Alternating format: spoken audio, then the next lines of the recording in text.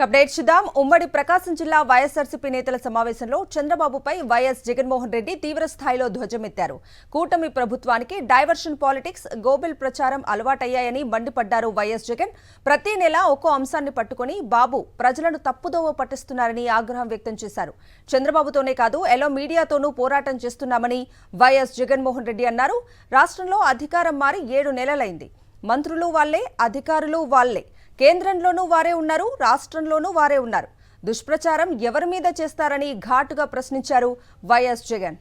కూటమి పాలనలో ఆర్బీకే వ్యవస్థను పూర్తిగా నీరుగార్చారని వైఎస్ జగన్మోహన్ రెడ్డి మండిపడ్డారు. రైతులకు గత్యంతరం లేని పరిస్థితులు కల్పించి మిల్లర్లకు తక్కువ ధరకే అమ్ముకునే పరిస్థితులు కల్పిస్తున్నారని వైఎస్ జగన్మోహన్ రెడ్డి ఆగ్రహం వ్యక్తం చేశారు. రేషన్ బియ్యాన్ని దోచుకుంటున్నారని, ప్రజలకు నాణ్యమైన బియ్యాన్ని కూటమి ప్రభుత్వం ఇవ్వలేదని వైఎస్ జగన్ ఆగ్రహం వ్యక్తం చేశారు. వైఎస్ఆర్సీపీ ప్రభుత్వంలో లబ్ధిదారులకు రేషన్ వాహనాల ద్వారా అందించామని వైఎస్ జగన్ గుర్తు చేశారు. కూటమి అధికారంలోకి వచ్చిన 6 నెలలకే ఎప్పుడూ చూడని వ్యతిరేకత ప్రభుత్వం పట్ల కనిపిస్తోందన్నారు. వైఎస్ఆర్సీపీకి ఉన్న వ్యక్తిత్వం, విశ్వసనీయత వల్లే మళ్లీ అధికారంలోకి వస్తామన్నారు.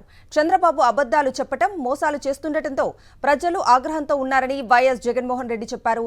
ఎన్నికల్లో ఇచ్చిన హామీలు, సూపర్ 6 పథకాలు అమలు చేయడం చేతకాకనే చంద్రబాబు డైవర్షన్ పాలిటిక్స్, గ్లోబల్ ప్రచారం చేస్తున్నారని వైఎస్ జగన్మోహన్ రెడ్డి మండిపడ్డారు.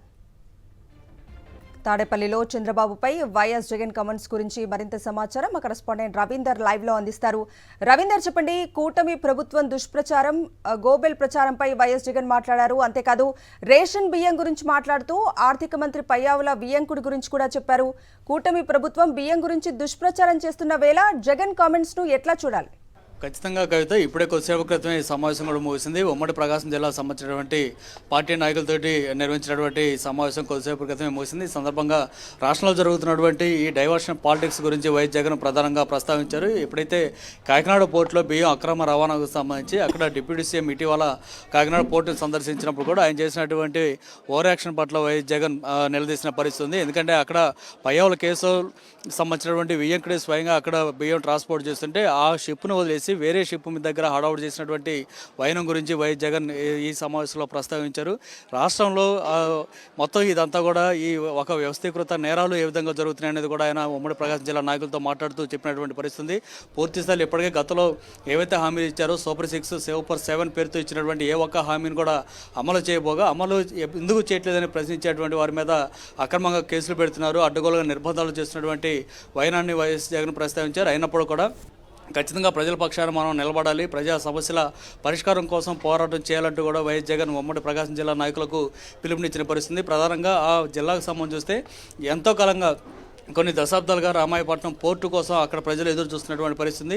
ఆ పోర్ట్ని వైఎస్ జగన్ నిర్మాణం పూర్తి చేశారు. దాదాపు ఇక షిప్పులు కూడా అక్కడికి రావాల్సినటువంటి సమయం ఆసన్నమైంది. అలాంటి పరిస్థితుల్లో చంద్రబాబు ప్రభుత్వం అధికారంలోకి రావడం వెంటనే మొత్తం పోర్టుని ప్రైవేటు వ్యక్తుల చేతిలో పెట్టేటువంటి పరిస్థితి తలెత్తిన వైనాన్ని కూడా వైఎస్ జగన్ ప్రస్తావించారు. అది కాకుండా మార్కాపురంలో నూతనంగా నిర్మాణంలో ఉన్నటువంటి మెడికల్ కాలేజీని కూడా చంద్రబాబు తన అన్యాయాలకు ఇచ్చేసినటువంటి పరిస్థితి. అట్లాగే వెలుగొండ ప్రాజెక్టు దాదాపు 2 టెన్నర్లు పూర్తి చేసి ఇక నీటిని నిలబెట్టాల్సినటువంటి సమయం వచ్చింది. ఈ అక్టోబర్ నుంచి నీటిని కూడా ఇవ్వాల్సినటువంటి పరిస్థితి. కానీ 1,00,000 పైగా ఎకరాలకు సాగునీరు అందించేటువంటి ప్రాజెక్టులో నీటిని నిల్వ చేయకుండా ఆర్ఆర్ ప్యాకేజీ కింద నిర్వాసితులకు ఇవ్వాల్సినటువంటి నిధులను ఇవ్వకుండా అడ్డుకున్నారు. ఈ కారణంగానే వెలుగొండ ప్రాజెక్టు పూర్తయినా కూడా ప్రజలకు, రైతులకు అందుబాటులోకి రానిటువంటి వైనాన్ని కూడా వైఎస్ జగన్ ఈ సమావేశంలో ప్రస్తావించిన పరిస్థితి.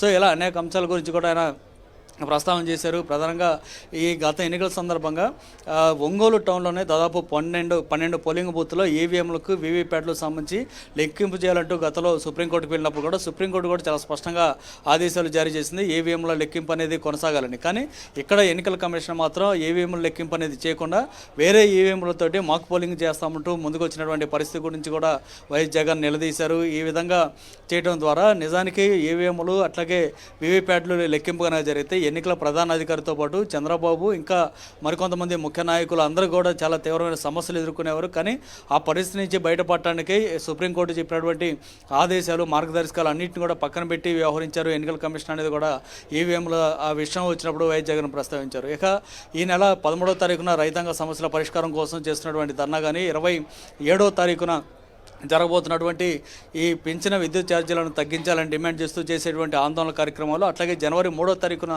చేయబోతున్నటువంటి ఫీజు రియంబర్స్మెంట్ నిధులు విడుదల చేయాలని డిమాండ్ చేస్తూ చేయబోతున్నటువంటి కార్యక్రమాలకు సంబంధించి కూడా మీరందరూ ఈ కార్యక్రమంలో పాల్గొనాలి. ప్రకాశం జిల్లాలో పెద్ద ఎత్తున పాల్గొనడం ద్వారా ప్రజలకు, రైతులకు, అన్ని వర్గాల ప్రజలకు అందుబాటులో ఉన్నామనేది ఒక మెసేజ్ అనేది ప్రజల్లోకి వెళ్ళాలని వైఎస్ జగన్ ప్రకాశం జిల్లా నాయకులకు అయితే చెప్పిన పరిస్థితుంది.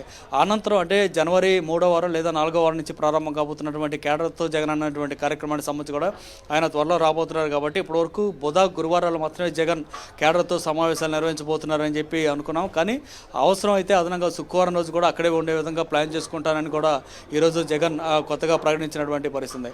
సో ఇట్లా ఒకవైపు పార్టీకి సంబంధించి ఇప్పటికే రాష్ట్ర స్థాయి, జిల్లా స్థాయిలో కమిటీల నియామకం పూర్తయింది. కాబట్టి ఇక నియోజకవర్గ స్థాయిలో ఇప్పటికే కొంతవరకు పూర్తయ్యాయి. ఇంకా మిగిలినటువంటి ఆ కొంత కమిటీలను పూర్తి చేయడంతో పాటు మండల స్థాయి, అట్లాగే గ్రామీణ ప్రాంతాల్లో నేను ఆ కేడర్తో మీటింగ్లో స్టార్ట్ చేసిన తర్వాత వాటన్నిటి కూడా పూర్తి చేయాలి. అందుకోసం కావాల్సినటువంటి ఏర్పాట్లు ఇవన్నీ కూడా త్వరితగతిన పూర్తి చేయాలని వైఎస్ జగన్ నాయకులకు దిశానిర్దేశం చేసిన పరిస్థితి. అట్లాగే కొంతమంది నాయకులతోటి నేరుగా జిల్లాలో నెలకొన్నటువంటి సమస్యలు, ఆ మండలాల్లో, నియోజకవర్గాల్లో నెలకొన్నటువంటి సమస్యల గురించి కూడా ఆయన తెలుసుకున్నటువంటి పరిస్థితి.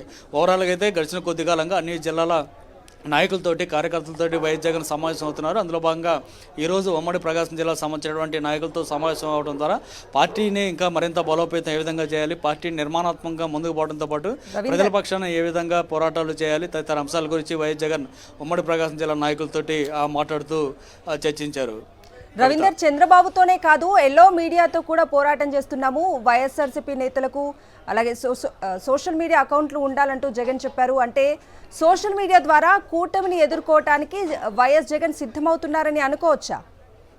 ఖచ్చితంగా. ఎందుకంటే ఇప్పటికే ఎల్లో మీడియాని ఎదుర్కొంటున్న వైఎస్ఆర్ కాంగ్రెస్ పార్టీ జగన్ మీద అత్యంత దారుణంగా ట్రోల్స్ చేయడంతో పాటు తప్పుడు వార్తలను ప్రసారం చేస్తున్నారు. మనం చూసాం 2 రోజుల క్రితమే ఏకంగా ఢిల్లీ హైకోర్టులో కూడా ఇప్పటికే కంప్లైంట్స్ కూడా ఇచ్చినటువంటి పరిస్థితి. పరువు నష్టం దావా కూడా వైఎస్ జగన్ వేశారు. సో ఇట్లాంటి దారుణమైన తప్పులు చేస్తున్న నేపథ్యంలో వాటిని ఎదుర్కొనేందుకు మనం కూడా ఖచ్చితంగా నిలబడాలి. వాస్తవం ఏంటనేది ప్రజలకు తెలియజేయాలంటే మనం కూడా సోషల్ మీడియాని మరింత యాక్టివ్గా పనిచేయాల్సినటువంటి అవసరం ఉందని చెప్పారు. అట్లాగే పార్టీకి సంబంధించినటువంటి కింది స్థాయిలో అంటే బూత్ లెవెల్లో ఉన్నటువంటి కార్యకర్తల నుంచి ఢిల్లీ స్థాయిలో ఎంపీల వరకు కూడా ప్రతి ఒక్కరు కూడా సొంతంగా సోషల్ మీడియాలో అకౌంట్లను ఓపెన్ చేసుకోవాలని జగన్ సూచించారు.